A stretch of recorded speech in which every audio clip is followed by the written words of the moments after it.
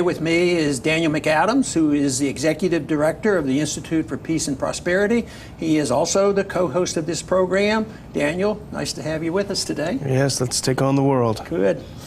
You know, I sort of wished we didn't talk so much about Yemen, but you know, the news sort of compels us to keep going back.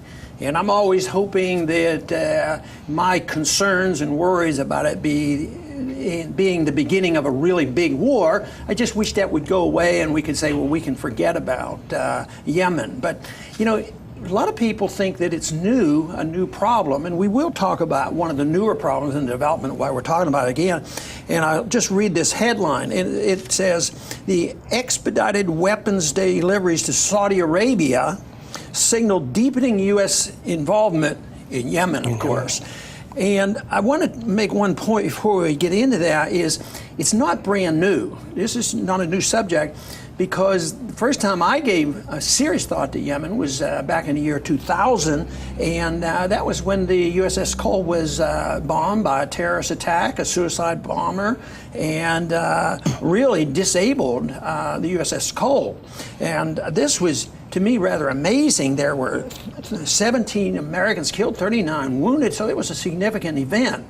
And it was said at the time that this was done by Al-Qaeda. Well, why would they just up and do this? There must have been a lot of resentment to use suicide bombing against Americans who were using a port in Yemen, and so it's been ongoing for a long time. The one incident that I remember clearly about that amazed me was that although we're capable of policing the world and run the world empire, we couldn't get our ship back. That we had to, you know, hire out some people, and I don't know whether it was Swedish or another country like that came that was capable of lifting the ship and bringing it back so we could repair it and go back to war again. But that's sort of an incident to show that maybe, you know, a country that can't take care of itself has a problem. And I sort of think that's related a little bit to the fact that we still depend on Russia. We're trying to go to war with Russia, and yeah, we depend on them for getting to our space station. But anyway, on this weapons, what do you think of this? How could this be a strong negative, and how could they justify this? What's the purpose of us getting more involved in this region? That's the one thing that strikes me, is there really is no way for the U.S. to justify its deepening involvement in Yemen. They can say they want to reflect the will of the people, but the will of the people, you could say, is just as accurately reflected in the Houthis that have overrun what they view as a corrupt leader, which is Hadi. He's a fellow, as you remember, was cooperating with the U.S.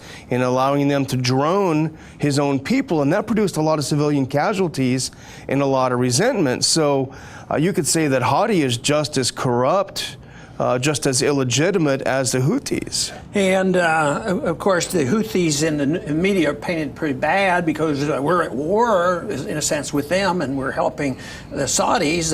But I don't imagine the Saudis are interested in Yemen because they're spreading peace and democracy. They certainly don't have any democracy in Saudi Arabia, and it's a strange system. It's a rather ruthless system. You know, there's some ruthless things going on with Islamic State. You know, they're pretty ruthless, and they make no bones about it. But here's a country that beheads probably more people than any other country, and it's not for capital offenses. It's sometimes for social infractions and religious infractions, and yet here they're our best allies. So there's so much hypocrisy in our foreign policy that we have to do whatever is conceivable to stop ISIS, never considering why are we doing it? You know, I was at a speech this weekend at the University of Minnesota, and they asked me that. What should we do about ISIS? I says, well, yes, there's something we should do. We should do a lot less. You know, why are we stirring up trouble? And why do we send weapons over there that end up in the hands of ISIS? So it doesn't seem like our foreign policy actually accomplishes the pretense that we're making the world safe for democracy. You know, what's even more, I can't even, mind-boggling is the only word I can come up with. The U.S. is now complaining that the chaos in Yemen is allowing Al-Qaeda to make great gains. Well, the chaos has been caused by the U.S.-backed Saudi bombing of Yemen. It's allowed the Al-Qaeda to make great gains. And don't forget also that we lost $500 million worth of weapons in Yemen that are really anybody's for the taking, the Houthis, Al-Qaeda, whoever.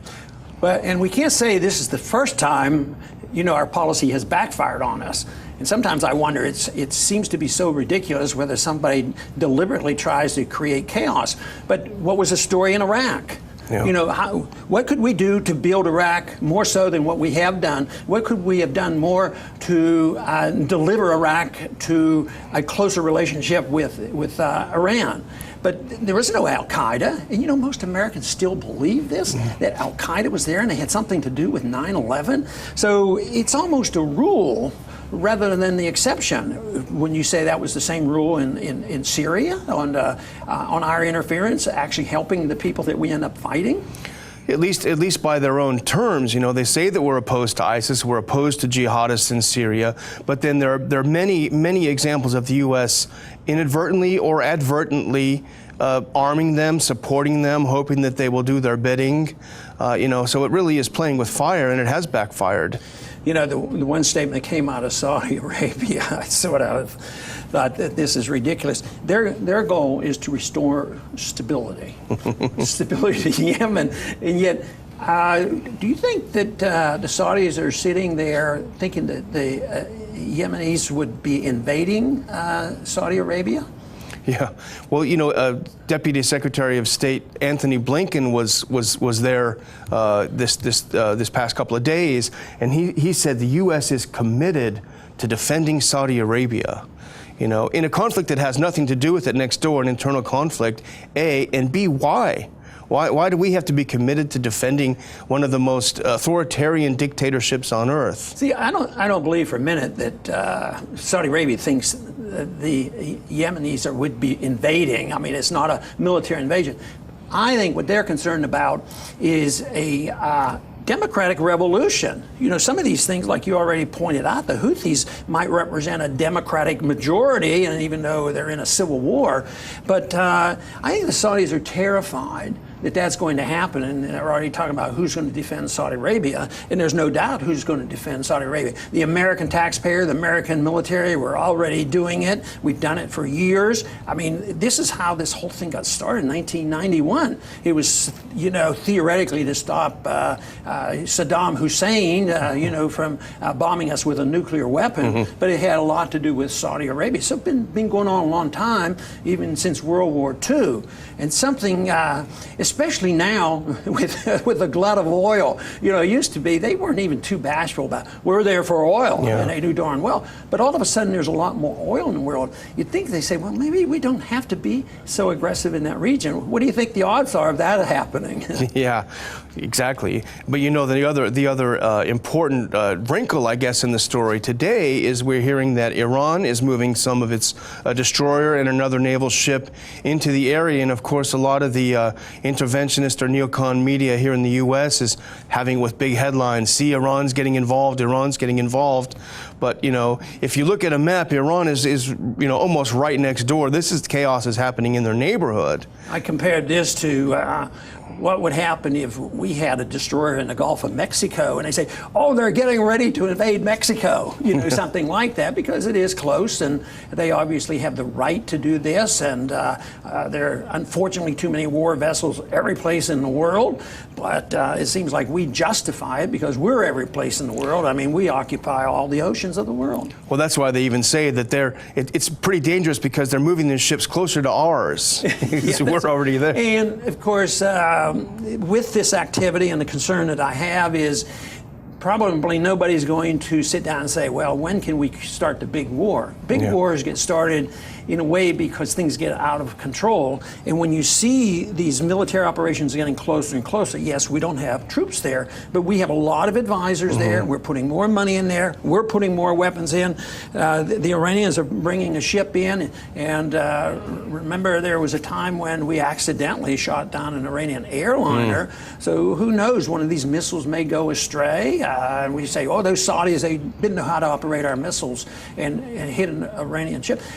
maybe it'd be a true accident or something, but it could escalate very quickly into something that none of us are going to like. So I sort of think this makes the strong argument that if we just look and get the people in this country to look at the total failure of our system, of our policies for the last 15 years or so. Yeah. You go back further, but especially since we've been very, very much in the Middle East since we invaded Afghanistan and Iraq, that it isn't working. There's blowback and there's unintended consequences, and the costs are skyrocketing. So the big question is are we going to have the big war before we go broke, or are we going to go broke before the big war, and maybe fewer people will get killed? Exactly. Very good. Well, I want to thank everybody for tuning in to the Ron Paul Liberty Report, and please come back soon.